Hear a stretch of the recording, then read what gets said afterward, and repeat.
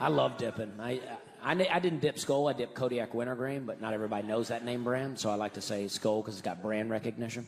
I used to get lectured by people at the gas station about dip. I go, let me get a can of that Skol. He's like, you know that stuff's gonna rot your lip out. I'm like, all right, well, let me get the cigarettes then. I'll smoke to the next gas station. I'm like, I don't know what you want me to do here. Clearly, I'm battling addiction. You sell the stuff, don't lecture me because I'm trying to buy it, you know? Like, imagine you have a drug dealer, right? And I realize not everyone in here will have to imagine, but... Imagine you have a drug dealer, right? You go see him, you're like, hey, I'd like to get some of that cocaine there. I'm the worst at buying drugs. Yes, 1 8-ball of the cocaine, please. He's like, you know that stuff's addictive, right? I'm like, yeah, I was here yesterday. I like Cracker Barrel. They had a lot of billboards in the South for a while. They were all over the interstate. And I like most of them. But one billboard said this. It said, biscuits are like spoons you can eat, right? Because that's not true, right? Like, a biscuit ain't nothing like a spoon. Like, yeah, you can eat it, but that don't make it like a spoon.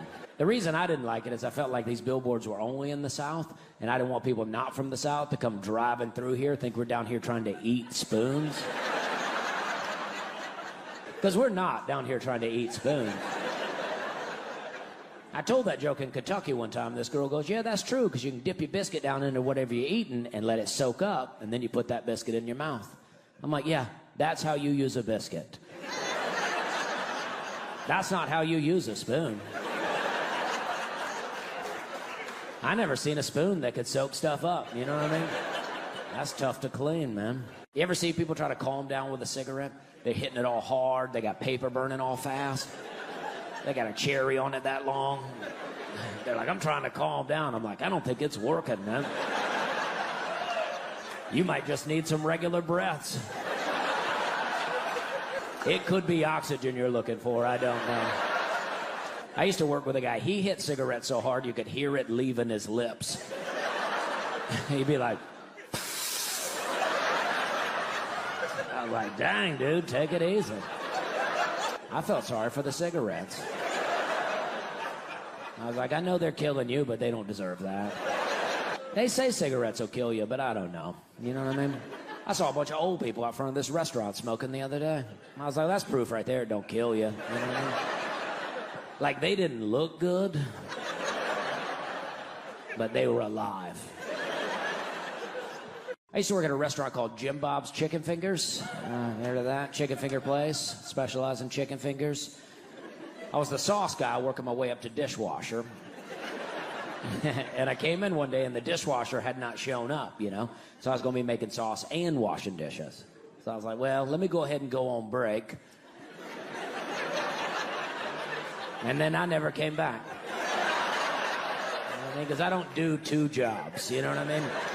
You're going to be short-handed, you're going to be real short-handed, because I'm jumping off this sinking ship, you know what I mean? I am not going down with Jim Bob's, I'll tell you that. I walk right out of that place and untuck my shirt, you know what I mean? I used to work at a restaurant called Western Sizzlin'. I don't know if you know that, like a buffet-style restaurant with a smoking section, you know what I mean? Eat more than you can breathe in there. I love a smoking section. I like smoking inside. Reminds me of my childhood, you know? Sleeping on the top bunk of a single-wide trailer. That's where all the smoke is up there. Go to school the next day, smelling like smoke, wearing a NASCAR t-shirt. When I was growing up, my mom was a big NASCAR fan, and she liked to drive her Alan Kowicki. And I don't know if you guys remember that guy, but he drove the Hooters car, right? So I was the only kid in 3rd grade with a t-shirt that said Hooters on the front and more than a mouthful on the back.